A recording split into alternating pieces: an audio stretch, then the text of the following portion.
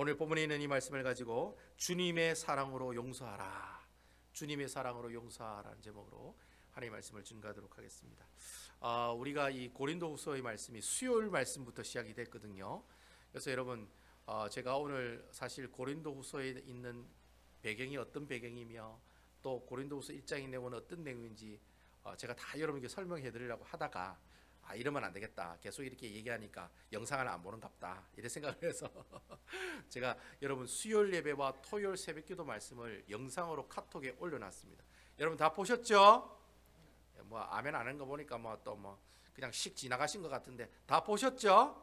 예, 아멘 하네요. 아멘 하네. 오케이 보고 계시네요. 오집사님 약간 대답이 조금 거시기한데 보셨죠? 예, 아멘. 할렐루야. 요즘 오집사님 분위기가 좋습니다. 대답도 잘하시고 진짜 너무 기분이 좋은데, 어쨌든 여러분, 이 수요일과 토요일 새벽기도 말씀 다 올려놨으니까 꼭 보셔야 됩니다. 특히 수요일 예배 말씀 보셔야 돼요. 왜냐하면 고린도후서가 왜 쓰여졌는지를 제가 배경을 쭉 설명했기 때문에 그 설명을 안 들으면 오늘 야가 무슨 얘기하는지 잘 모릅니다. 그러니까 여러분 꼭 보시고, 어제 말씀도 제가 업로드 해놨으니까 집에 가서 오늘 예배 마치고 난 다음에 꼭 토요일 수요일 예배 말씀 보시기 바랍니다. 우리 방송을 보시는 분들도 교회 홈페이지라든지 유튜브에 가시면 샬롯 베다니 장로교회 주일 설교 딱 치시면 본문 설교 내용이 나옵니다. 그래서 참고하셔서 어쨌든 은혜 받으셨으면 좋겠다라는 생각이 듭니다. 자, 오늘은 고린도후서 2장에 있는 말씀을 가지고 여러분들과 함께 은혜를 나눠보도록 하겠습니다. 우리 2장 1절과 2절에 있는 말씀 다시 한번 읽어볼까요? 다 같이 한번 읽어보겠습니다. 2장 1절에서 2절에 있는 말씀입니다. 우리 프레젠테이션 준비됐죠? 네. 저희 준비가 안 된 것 같은데. 네, 감사합니다. 자, 여러분들은 성경을 보셔야 됩니다. 화면을 보지 마시고 성경을 보셔야 됩니다. 우리 다 같이 2장 1절과 2절에 있는 말씀 다 같이 한번 읽어보겠습니다. 시작. 내가 다시는 너희에게 근심 중에 나아가지 아니하기로 스스로 결심하였노니 내가 너희를 근심하게 한다면 내가 근심하게 한 자 밖에 나를 기쁘게 할 자가 누구냐라고 이렇게 되어 있습니다. 오늘 여러분 이 말씀은 사도 바울이 고린도전서를 보내고 난 다음에 고린도 교회에 계속 문제가 생겼습니다. 이 배경에 대해서는 제가 수요일 예배 때 설명을 했습니다. 고린도전서가 여러분 사도 바울 선생이 고린도 교회에 편지를 몇 통 보냈다고 했습니까? 1번 한 통, 2번 두 통, 3번 세 통, 4번 네 통? 몇 통? 자, 여러분 두 통이라고 얘기하시면 안 됩니다. 저하고 지금 하나님의 말씀을 본 사람, 하나님의 말씀을 들은 여러분들은 절대로 두 통이라고 얘기하면 고린도전서, 고린도후서 땡 이래 얘기하시면 안 됩니다. 여러분 고린도 교회에 몇 통을 보냈습니까? 총 4통을 보냈습니다. 4통. 처음에 첫 번째 서신을 보내고 그 서신은 있는지 없는지 잘 모릅니다. 그 분실이 돼가지고 없어졌어요. 그래서 첫 번째 보낸 편지가 있고 두 번째 보낸 편지가 무슨 편지죠? 고린도전서입니다. 그러니까 고린도전서는 두 번째 보낸 편지입니다. 그리고 이제 세 번째 눈물의 서신이라고 세 번째 보낸 서신이 있었어요. 근데 그 세 번째 서신도 지금 없습니다. 그래서 그 내용이 있다는 사실을 알지 내용이 구체적으로 뭔지는 모릅니다. 그리고 네 번째 서신이 바로 고린도후서입니다. 아시겠죠? 그러니까 우리가 보고 있는 이 서신은 네 번째 보내는 서신의 내용이다라고 하는 겁니다.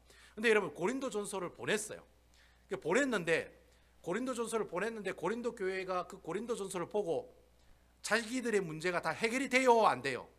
안 돼요. 오히려 더 문제가 더 커지게 됩니다. 그러니까 고린도전서를 보낸 이유는 하도 고린도 교회가 시끄럽다고 하니까 그들이 막 시끄럽다고 또 질문을 해왔잖아요. 그 질문을 다 해줬어요. 성령에 관한, 은사에 관한 질문, 결혼에 이혼에 관한 질문, 그리고 예배 시간에 수건을 머리에 써야 됩니까, 안 써야 됩니까, 그런 이야기, 그리고 성령의 은사에 관한 이야기, 부활에 관한 이야기, 여러 가지 연보에 관한 이야기, 여러 가지 질문이 있었는데 그 질문을 하나하나 다 설명을 해줘요.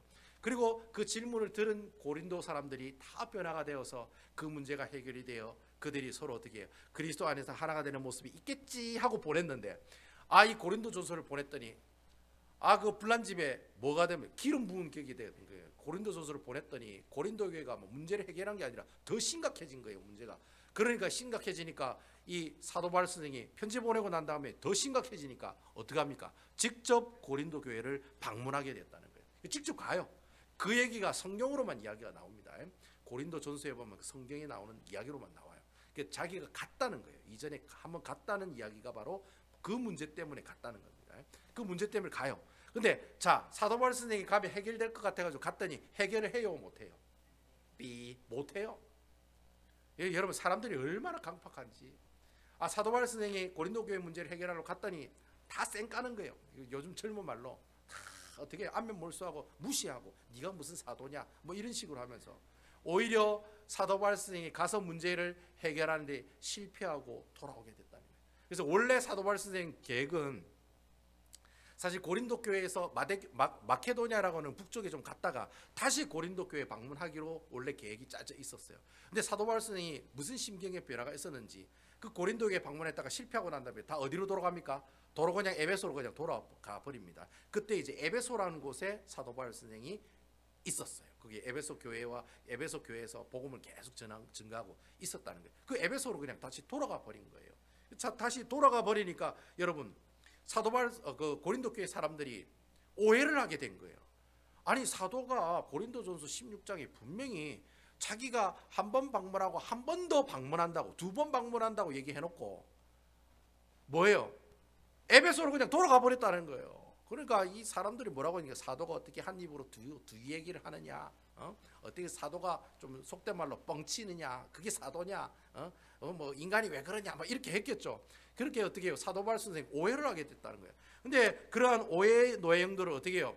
풀어야 되잖아요. 그 푸는 내용들을 바로 이야기한 내용이 바로 고린도후서 1장에 나오는 내용이라는 겁니다. 그래서 그런 오해가 있었던 것에 대해서 사도 바울 선생이 하나하나 아니다, 내가 뻥친 거 아니다, 내가 너희한테 사기친 거 아니다, 내가 기분이 나빠가지고 내가 고린도 교회 갔더니 너희들이 나한테 대접을 잘 안 해주고 기분이 나빠가지고 내가 에베소로 간 게 아니다, 막 그렇게 이야기하면서 그 고린도후서 1장 23절 24절에 보면 자기가 고린도 교회로 다시 가지 않은 이유가 두 가지가 나왔잖아요. 첫 번째는 뭐라고 했습니까? 싸우지 않기 위해서. 예? 여러분, 그 상한 마음을 가지고 또 고린도 교회 가면은 치고받고 싸울까요, 안 싸울까요? 사도 바울 선생도 한 성격 하는 사람이에요. 완벽주의자고, 지도 막 존심이 되게 강한 사람이에요, 사도 바울 선생이. 근데 그 존심이 한번 무너졌거든요. 그러니까 다시 가면 분명히 100% 싸울 확률이 많다는 거예요. 그래서 하나님께서 그곳에 가라 했어요, 가지 말라 했어요? 결국엔 누가 막은 거예요? 하나님이 가지 말라고 한 거예요. 가지 말라고. 결론은 그거예요. 결론은 하나님이 가지 말라고 해서 안 갔다라는 거예요. 그 얘기를 고린도후서 1장에 보면 이야기하고 있다는 거예요. 두 번째 이유는 뭐라고 그랬습니까? 너희들에게 뭘 주기 위해서? 시간을 좀 주기 위해서 내가 안 갔다라는 거예요. 계속해서 사도 바울 선생이 가가지고 그 문제 해결할 수는 없잖아요. 너희들끼리 잘해봐라는 거예요. 너희들끼리 잘 생각해 보라는 거예요. 이게 죄인지 아닌지 한번 고민해 보라는 거예요. 그렇게 좀 이렇게 사람이 부부가 싸우면은 바로 화해를 해요, 안 해요? 자기야 미안해, 그래 나도 미안해, 그래 해요, 안 해요?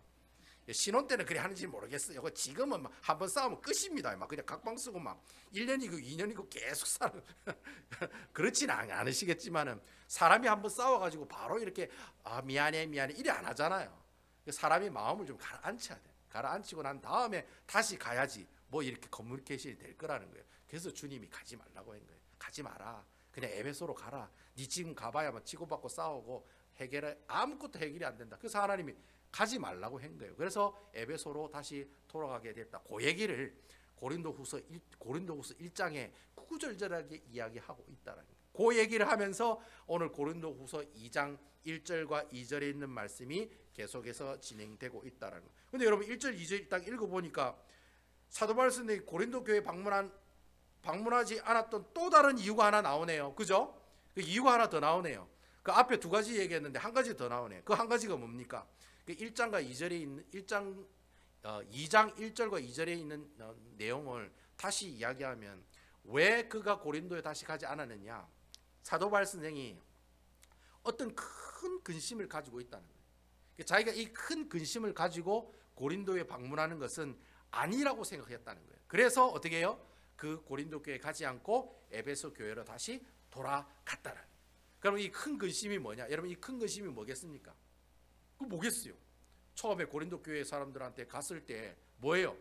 상처받은 거겠죠. 상처받은 거. 그런 상처받은 근심, 여기 근심이라는 내용이 환난, 상처 뭐 그런 뜻이거든요. 이게 처음에 고린도 교회를 방문했더니 그 고린도 교회 문제를 해결하려고 방문을 했더니 거기 옆에 있는 사람들이 다 자기를 무시하고 자기를 욕하고 사도권에 대해서 다시 한번 어떻게 해요? 비판하는 그런 사람들이 굉장히 많이 있었다라는 거예요. 그러니까 여러분, 그런 상처를 받고 난 다음에 내가 이런 상처를 가지고 어떻게 해요? 너희들에게 다시 갈 수 없었다라. 만약에 가게 되면 예, 치고받고 싸우기 때문에 안 간다. 그러니까 그런 마음 가지고 나는 도저히 갈 수가 없다. 내 신앙 양심상 이 문제가 해결이 돼야지 내가 너희들에게 갈 수 있지 않겠니? 그 얘기를 지금 1절과 2절 말씀 보면 좀 어려워요. 내용이 뭐 하냐 하고 막 이렇게 뒤에는 막 의문으로 이렇게 해놓고 이 얘기가 바로 그 얘기입니다. 내가 어떤 큰 근심이 있는데 이 근심을 가지고 내가 너희들에게 나가면 무슨 소용이 있겠냐? 내가 기쁜 마음을 가지고 너희들에게 나가는 게 너희들에게 기쁨을 주지 않겠니? 그 이야기가 바로 오늘 본문에 나오는 이야기라는 겁니다. 그리고 여러분, 이 상처 입은 이 큰 근심을 가지고 고린도 교회 사람들 만나면은 기쁨으로 만나겠습니까? 아니면 똥 씹은 얼굴로 만나겠습니까? 예? 1번 기쁨으로 만난다. 2번 똥 씹은 얼굴만. 똥 씹은 얼굴이 무슨 뜻인지 몰라요? 이게 똥 씹은 얼굴이잖아요. 예, 똥 씹은 얼굴로 만나겠어요? 기쁜 마음으로 만나겠어요? 똥 씹은 얼굴로 만나겠지요. 그러니까 여러분, 그 무슨 은혜가 있겠습니까? 지도 기분 나빠가지고 막 이 옛날에 그랬죠니 하면서 막 이래 가면은 그래가 만났어요. 그럼 뭐 대화가 되겠어요? 둘 다 막 똥 씹은 얼굴 하고 있는데 은혜가 안 되죠. 사도 바울 선생은 이런 똥 씹은 얼굴 너희들 만나기 싫다는 거예요. 내가 주의 기쁨의 은혜를 가지고 너희들에게 가야지만이 너희들에게 뭘 줄 수 있다는 거예요? 기쁨을 줄 수 있다는 거예요. 자, 그러면 여러분, 고린도 교회 그렇게 똥 씹은 얼굴로 해서 가면은 누가 제일 좋아하겠습니까? 누가 제일 좋아할까요? 예? 사도 바울 선생을 비판하고 욕한 사람들이겠죠. 봐라, 자, 똥 씹은 얼굴로 왔다 하면서 막 하면서. 예? 그러니까 사도 바울 선생을 대적하고 비판하고 사도권에 대해서 욕한 사람들이 좋아할 거라는 거예요. 그러니까 그 행동을 하기 싫다는 거예요. 자기는 그렇게 하기 싫다는 거예요.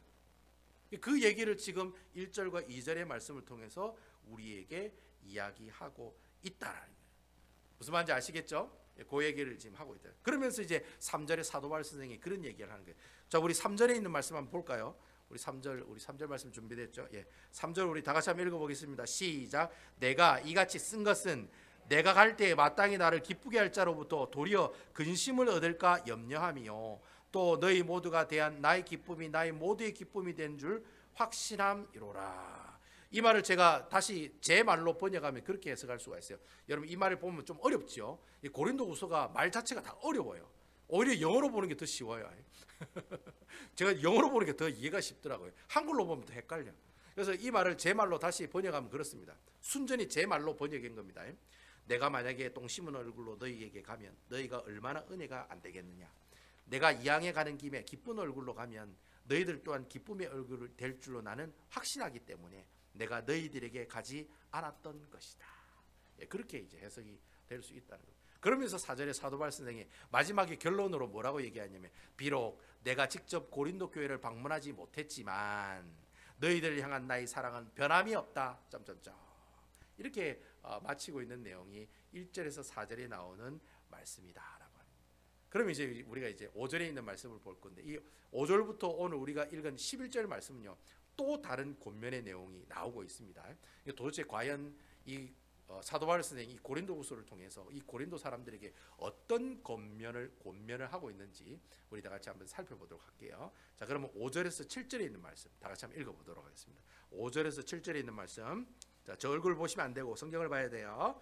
5절에서 7절에 있는 말씀 다 같이 한번 읽어보도록 할게요. 시작. 근심하게 한 자가 있었을지라도 나를 근심하게 한 것이 아니요 어느 정도 너희 모두를 근심하게 한 것이니 어느 정도라 함은 내가 너무 지나치게 말하지 아니하려 함이라. 6절 이러한 사람은 많은 사람에게서 벌받는 것이 마땅하도다. 7절 그런즉 너희는 차라리 그를 용서하고 위로할 것이니 그가 너무 많은 근심에 잠길까 두려워하노라. 오늘 사도 바울 선생이 이 고린도 교회 사람들에게 몇 가지를 권면하고 있냐면 두 가지를 권면하고 있어요. 첫 번째 권면이 뭐냐면은 교회에 문제를 일으킨 사람이 있으면 그 사람을 그냥 그대로 두면 안 된다는 거예요. 교회에 문제를 일으킨 사람이 있으면 그 사람은 꼭 어떻게 하라? 벌을 주라. 그렇게 이야기를 하고 있다는 겁니다. 그래서 여러분 6절에 보면 뭐라고 되어 있습니까? 6절, 우리 6절 다시 한번 읽어볼까요? 6절 시작. 이러한 사람은 많은 사람에게서 벌받는 것이 마땅하도다. 그렇게 되어 있어요. 이러한 사람이라 할 때 이러한 사람은 어떤 사람을 말합니까? 아까 그 고린도 교회 두 번째 방문했을 때 이 사도 바울 선생님 완전히 무시했던 사람들, 요즘 젊은 사람들 말로 개무시했다는, 개무시. 이 개무시했다는 말을 이제 완전히 무시했다는 말을 요즘 젊은 사람들 말로 개무시했다는 말이라고 쓰거든요. 이 개무시한 거예요. 네가 뭔데 이렇게 했다는 거예요. 자, 여러분, 그때 그 고린도 교회 사람들 중에 사도 바울의 사도권을 부정했다는 말이 무슨 말이냐면은, 자, 사도 바울 선생이 지금까지 설교하고 가르쳤던 모든 복음의 내용을 믿었다는 말이에요, 안 믿었다는 말이에요? 안 믿었다는 말이에요. 그러니까 여러분, 목사를 안 믿어, 저 인간도 아니야, 저 목사도 아니야 하면, 제가 여러분들 앞에서 예수를 믿으십시오 하면 여러분들 그 복음이 귀에 들어왔겠어요, 안 들어왔겠어요? 안 들어오죠. 니나 잘해라, 니나 똑바로 해라, 그 말밖에 안 하죠. 아이고 저거 또 헛소리 하네, 헛소리 하네, 그렇게 얘기할 거라고요. 그러니까 사도권을 부정했다는 말은 사도 바울이 선포한 복음을 부정했다는 말이에요. 복음을 부정했다는 말이 무슨 말이에요? 누구를 부인했다는 말이에요? 바로 예수 그리스도를 부인했다는 말이고, 하나님을 부인했다는 말이고, 성령 하나님을 부인했다는 말이에요. 그러니까 여러분, 사도 바울 선생의 사도권을 부정했다는 말이 큰 죄입니까? 아니면 작은 죄입니까? 큰 죄라는 거예요. 그러니까 여러분, 그 교회의 어떤 목사를 무시했다는 말이 그냥 그 사람을 무시했다는 말이 아니라 어떤 것을 무시했다는 거예요? 그 복음을 무시하고 그 복음이 전파되는 성부와 성자와 성령 하나님을 어떻게 해요? 좀 요즘 말로 개무시했다는 거예요. 무시했다는 거예요. 그러니까 이게 큰 죄가 돼요, 안 돼요? 엄청나게 큰 죄라는 거예요. 아니 목사님, 내가 뭐 사도 바울의 사도권을 부정했다고 뭐 그게 뭐 큰 죄가 됩니까? 큰 죄가 된다는 거예요. 그래서 그러한 죄를 지은 사람들 어떻게 하라? 뭐라고 얘기해요? 어떻게 하라? 벌을 줘야 된다. 어디 앞에서? 많은 사람들 앞에서 벌 주라 이렇게 얘기했어요. 여러분, 한 사람 불러놓고 지하실에 가가지고 목사님이 강목 들고 말 안 듣는 집사람들 막 패라, 이 말이 아닙니다, 여러분. 그 말이 아닙니다. 그래 오해하는 사람들이 있더라고요. 그 말이 아니에요. 여기서 벌을 주라는 말은 많은 사람들 앞에서 벌을 주라는 말이에요. 이 말이 무슨 말이냐? 이 교회에서 말하는 전문적인 용어로 뭐 했다? 시벌했다, 권징을 시행했다라고 얘기합니다. 여기서 이제 권징과 시벌에 관한 이야기가 나온다는 말이에요. 아시겠죠? 보통 우리가 교회를 이야기할 때 이 교회가 참된 교회냐 아니면 거짓된 교회냐를 구분하는 세 가지 방법이 있어요. 그 세 가지 방법이 첫 번째가 뭐냐니까, 강대상에서 하나님 말씀이 제대로 선포되고 있느냐. 제대로 선포되지 않으면 그 교회는 어떤 교회예요? 가짜 교회라는 거예요. 그러니까 여러분, 이 베다니 교회가 참된 교회야 참된 교회가 아니냐를 보려면 주의 종이 이 강대상에서 예수 그리스도를 선포하고 있느냐 아니냐를 보면 된다.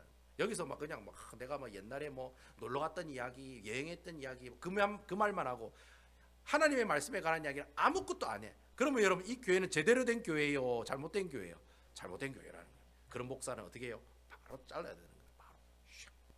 그래 해야 된다는 거예요. 이게 바로 첫 번째, 하나님의 말씀이 바로 선포되고 있느냐. 이게 첫 번째 교회, 참된 교회의 표지고, 두 번째 표지는 뭐냐면 올바르게 성례가 시행되고 있느냐. 그러니까 여러분, 성찬식 아시죠? 성찬식이란 세례식이 하고 있나 안 하고 있나, 그걸 보는 거예요. 그게 성찬식하고 세례식 안 하면은 그 교회는 이상한 교회라는 거예요. 그러면 목사님, 꼭 성찬식과 세례식 하는 교회가 참된 교회, 그 얘기는 아니에요. 여러분, 성찬식과 세례식의 기본적인 목적이 뭡니까? 성찬식이 우리에게 주는 목적이 뭡니까? 제가 말씀드렸잖아요. 바로 떡과 포도주를 먹으면서 뭐예요? 그리스도 이름으로 뭐가 되는 거예요? 한 몸이 되는 거라고 제가 말씀드렸잖아요. 그러니까 여러분, 포도주와 떡을 떼는 것이 그리스도 안에서 우리가 한 몸입니다라는 것을 어떻게 해요? 경험하는 거예요. 그게 바로 성찬식이라는 거예요. 성찬식 때만 달랑 예수님의 살과 피를 기념하고 끝, 이게 아니라는 거예요. 여러분들 삶 가운데서도 예수님의 살과 피를 마시는 삶을 살아라는 거예요, 살지 말라는 거예요? 살아라. 그래서 제가 여러분 성경을 매일 보라고 얘기하는 거잖아요. 성경 보는 게 뭐예요? 예수님의 살과 피를 마시는 거라는 거예요. 나는 예수님의 살과 피 먹기 싫어요 하는 사람은 성경 죽어도 안 본다는 거예요. 성경 보는, 매일매일 말씀을 보는 게 예수님의 살과 피를 마시는, 그게 바로 성찬식, 즉 성례를 올바르고 시행하는 교회에서 살아간다라고 이야기한다는 거예요. 그래서 이게 없으면 그 교회는 올바른 교회가 아니라. 그 마지막 세 번째는 뭐냐? 바로 권징이 시행되는 교회이어야 된다라는 겁니다. 여러분 이 세 가지 중에 교회가 제일 못하는 게 뭡니까? 여러분들 생각하기에 말씀 선포, 성례 시행, 권징 시행 이 세 가지 중에 오늘날 교회가 잘 못하는 게 자 1번, 2번, 3번 몇 번? 몇 번? 확실합니까 여러분? 아마 여기 계시는 분들 중에 교회에서 이 시벌하고 해벌하는 거 한 번도 본 적이 여러분 본 적 있으신 분 혹시 손 들어보세요. 교회에서 이 사람에게는 면직 처리하겠습니다. 이 사람이 이러한 죄를 지었기 때문에 우리 안수 집사님 정직 처분 내리겠습니다. 시무 정지하겠습니다. 뭐 이런 거 근신하겠습니다. 여러분 이런 거 본 적 있으세요? 아마 여러분들이 신앙생활 하면서 그거 아마 평생 동안 한두 번 볼까 말까 할걸요. 저는 해벌은 본 적이 있어요. 제가 시벌은 본 적이 없는데 해벌은 본 적이 있어요. 이 해벌이란 말은 어떤 장로님이 그 교회 돈을 삥땅 쳐가지고 교회 원래 감옥 갈 수 있는 거 아닙니까? 근데 여러분 성도의 모든 문제는 세상 법정에 가지고 가야 돼요, 안 가야 돼요? 가지고 가면 안 되는 거죠. 교회에서 그 문제를 해결했는데 어떻게 시벌을 했냐면 3년 동안 정직 처분을 내렸어요. 그러니까 3년 동안 성찬식에도 참여하지도 못하고 가지고 있는 장로 직분을 박탈시켰어요. 3년 동안. 그게 시벌인 거예요. 시벌 그것을 예배 시간에 설교하는 도중에 시벌을 하게 됩니다. 아시겠죠? 많은 사람들이 있는 가운데 시벌을 딱 합니다. 그 해벌은 그 시벌을 푸는 걸 해벌이라는 거예요. 그 시벌을 3년이 지난 다음에 그 장로님이 그 시벌을 감사하게 받고 자기가 진심으로 회개해서 어떻게 해요? 다시 주님의 품으로 돌아왔다는 게 확신이 되면 당회를 이어서 결정을 하고 그분을 해벌을 시키게 한다. 그래서 제가 해벌을 하는 거 제가 본 적이 있어요. 하여튼. 그러니까 여러분 우리가 신앙생활을 하면서 교회 어떤 사람이 문제를 일으켰는데 그 사람한테 그래 벌을 주는 장면을 거의 여러분들이 본 적이 없다는 거예요. 이 말이 무슨 말이냐면 교회가 오늘날에 권징을 자주 시행한다는 말이에요? 아예 안 한다는 거예요? 아예 안 한다는 거예요. 그냥 뭐 그 사람이 잘못하면 어떻게 해요? 교회 떠나면 끝이지. 그냥 그래 끝난다는 거예요. 아니 김 집사가 사기치고 삥땅 쳤다네? 그러면 교회 안 나오네? 그럼 끝인 거예요.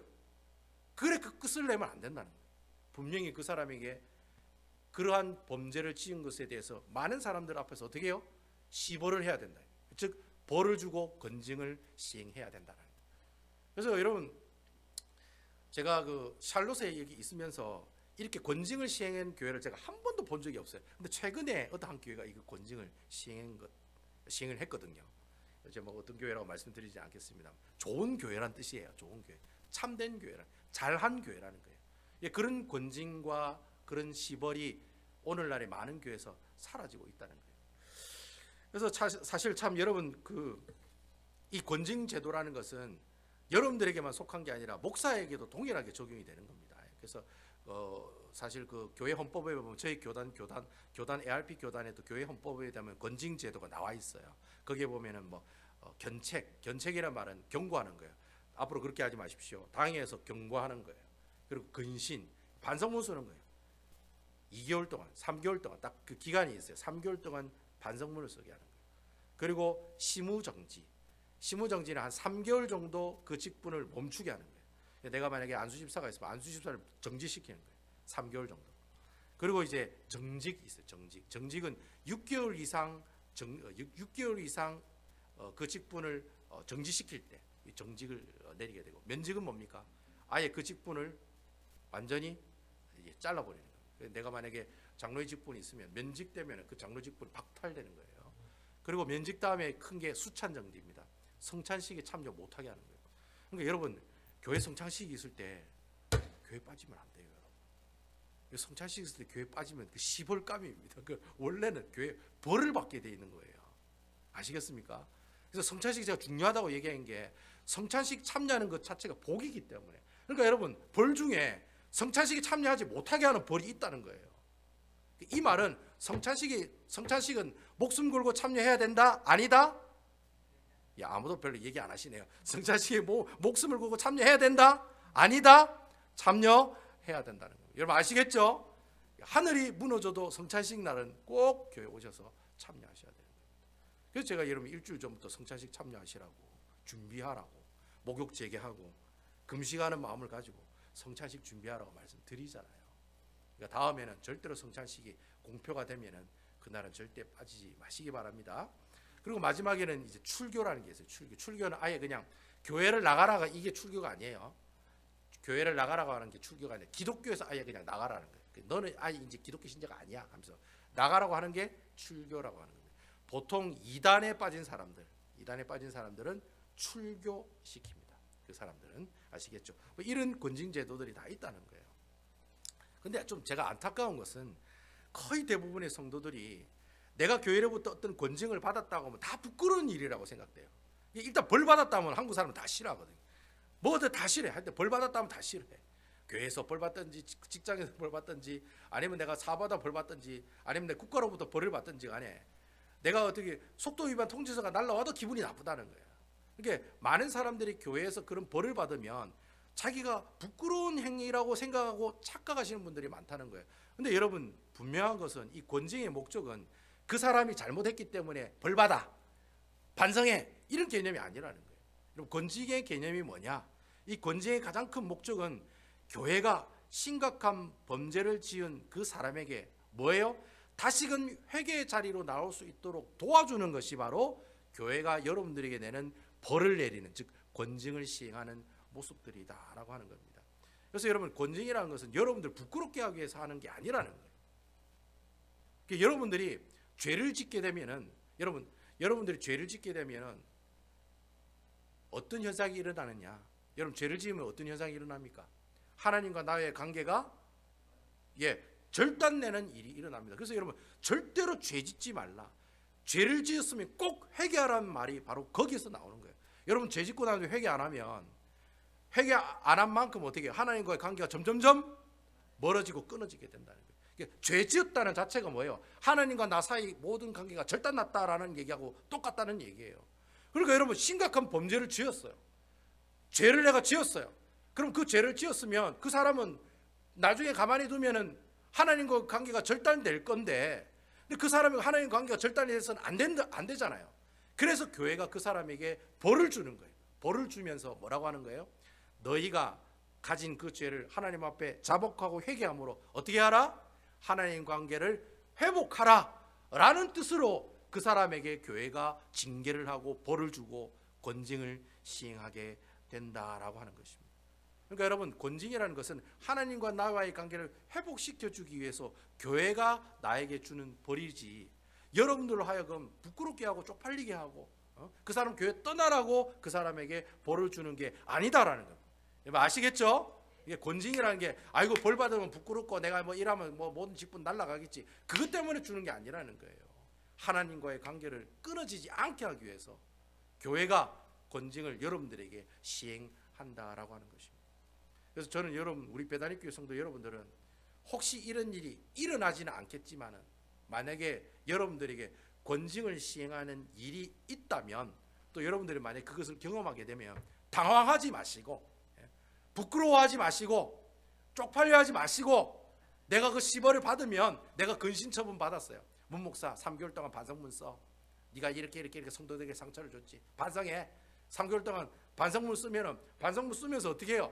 나이스하게 그 시벌을 어떻게 해요? 받아들이는 거예요. 예, 그렇게 하겠습니다. 제가 그래 순종하겠습니다.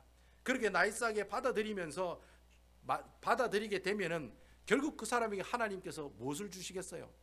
다시 회복하는 놀라운 은혜를 경험케 하신다는 거예요. 여러분 아멘입니까? 제가 옛날에 그 수요일 예배 때인가 새벽기도 때 제가 한번 얘기했던 것 같은데, 제가 금방 얘기를 했죠. 제가 그 어떤 교회 부목사로 있을 때 장로님이 교회 돈 삥땅 쳐가지고 그래가지고 시벌을 받았다고 그랬죠. 여러분 그 시벌을 받았을 때, 그 장로님이 그 시벌을 받았을 때 많은 사람들에게 시벌을 받았을 때 부끄럽겠죠. 그래서 기분 나빠가 에이 더러워서 내 이 교회 안 다닌다, 내 뭐 이 교회 아니면 뭐 장로할 데 없나, 잘 있어라 하면서 교회를 나갔을까요? 아니면 묵묵하게 그 시벌을 받았을까요? 묵묵하게 나간 게 아닙니다. 누구나 나가면 그 간증이 안 나오지요. 묵묵하게 어떻게 해요? 아이고 우리 권사님 큰일 날 말씀하시네. 나간 게 아니라 묵묵하게 그 시벌을 감사하는 마음으로 받았어요. 그래서 자기가 삥땅 친 돈은 자기 돈으로 다시 다 메꿔놨어요. 메꿔놓고 어떻게 해요? 3년 동안 장로 직분을 어떻게 해요? 정직당한 상태로 평신도지. 평신도. 근데 여러분 평신도 지냈는데 그분이 교회를 안 나와요? 나와요. 새벽기도 다 나오고 수요 예배 다 나오고 항상 하나님 앞에 나와서 눈물을 흘리면서 기도하고 자기가 지은 죄에 대해서 어떻게 해요? 하나님 앞에 자복하는 시간을 3년 동안 가지더라고요.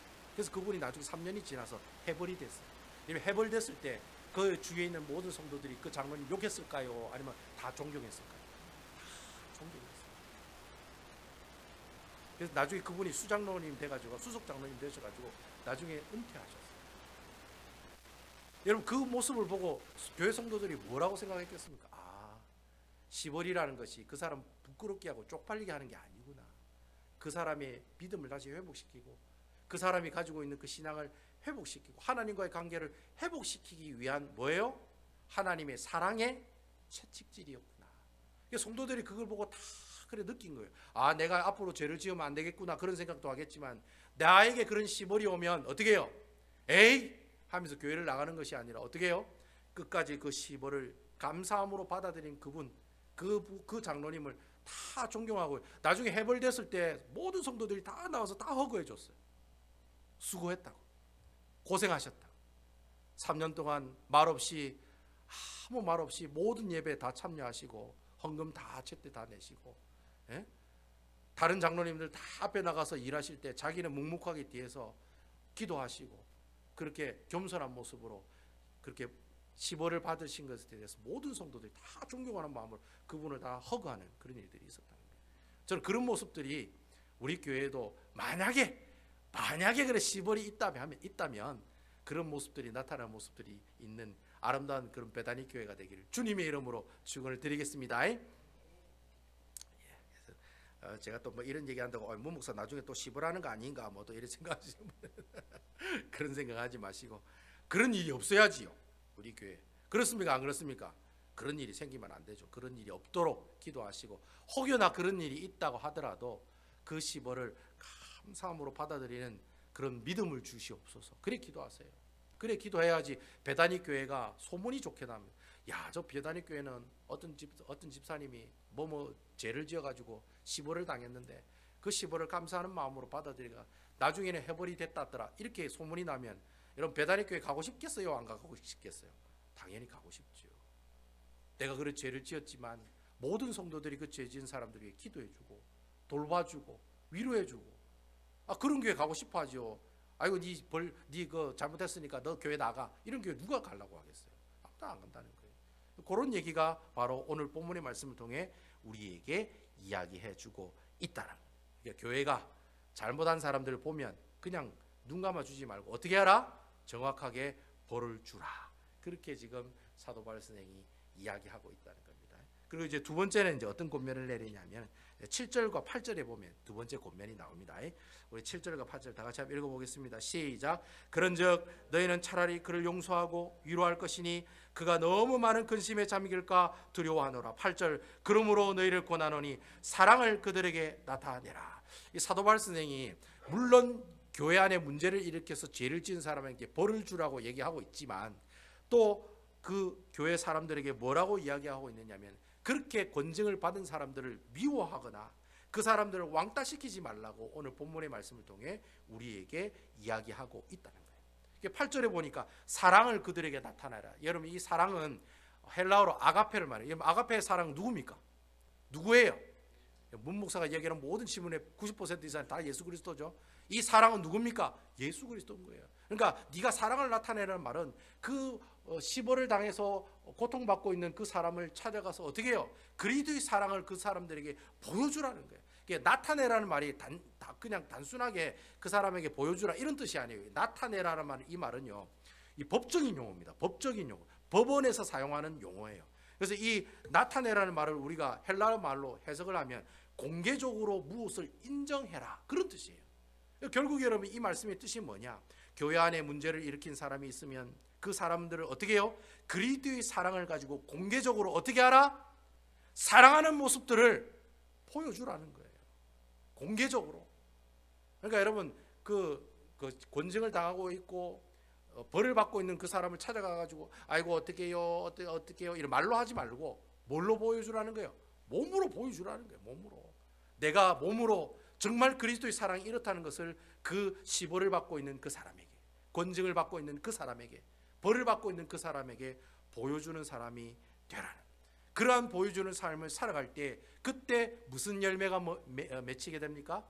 용서의 열매, 사랑의 열매가 교회 가운데 하나 둘 맺어지게 된다라고 하는 것입니다.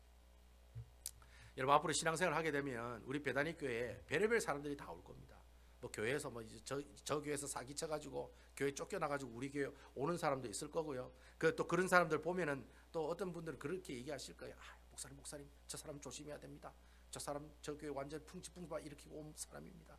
저 사람 교회 문제를 일으키고 온 사람입니다. 저 사람 조심해야 됩니다. 저 사람 우리 교회 들어오게 해서는 안 됩니다. 라고 얘기를 해야 돼요, 안 해야 돼요? 그런 얘기는 절대로 해서는 안 된다는 거예요. 여러분, 죄는 미워하지 사람은 미워해서는 안 된다는 거예요.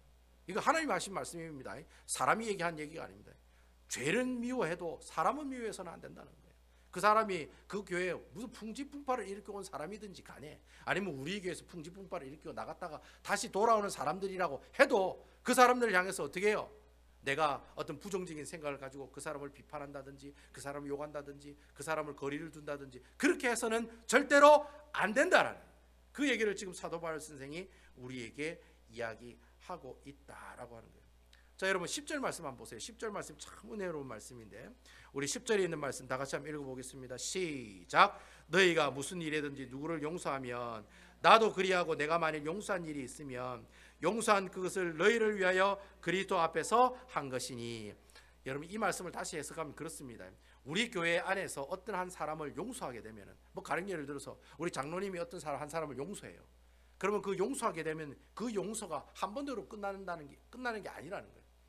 여러분, 우리가 그 용서는 또 뭘 낳게 돼요? 용서를 낳는다는 거예요. 내가 한 사람을 용서하면 그 용서가 또 용서를 낳고, 용서가 용서를 낳고, 용서가 용서를 낳고. 그래서 여러분, 우리 교회에 있는 모든 사람들이 다 어떻게 해요? 모든 사람들 다 용서하게 되는 놀라운 역사가 나타난다는 얘기예요.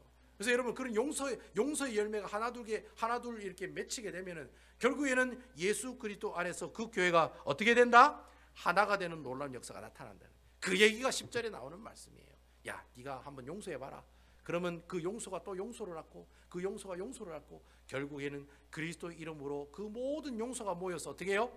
그 교회 성도들이 하나가 되는 놀라운 역사가 나타난다라는 겁니다. 여러분, 사람들 용서할 수 있겠습니까? 아무도 얘기 안 하시네. 자, 여러분 다시 한번 묻겠습니다. 여러분, 교회 문제를 일으키고 나갔던 사람이든지 아니면 교회 문제를 일으켰다가 우리 교회 온 사람들, 여러분 그런 사람들 용서하실 수 있으시겠어요? 예.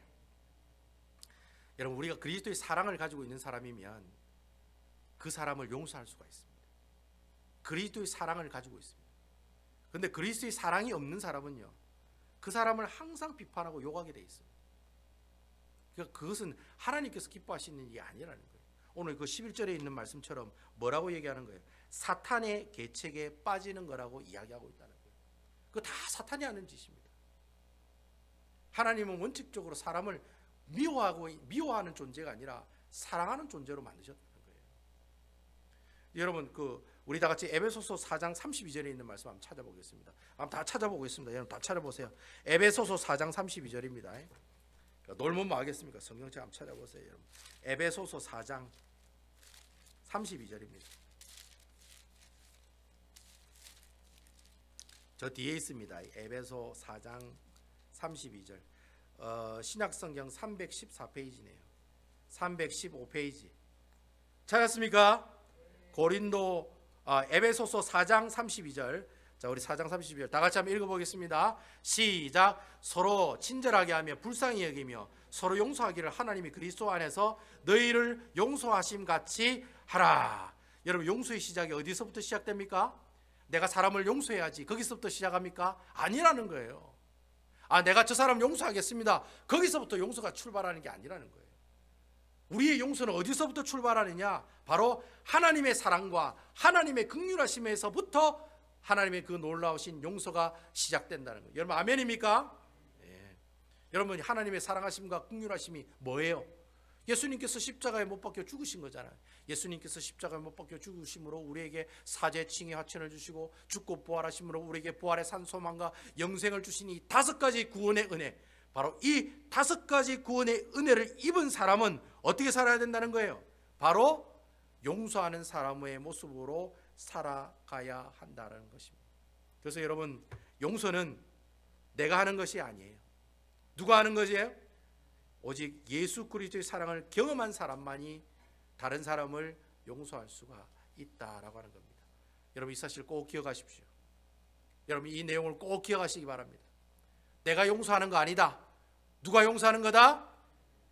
예수 그리스도의 그 놀라운 구속의 은혜가 나라 하여금 어떻게 해요?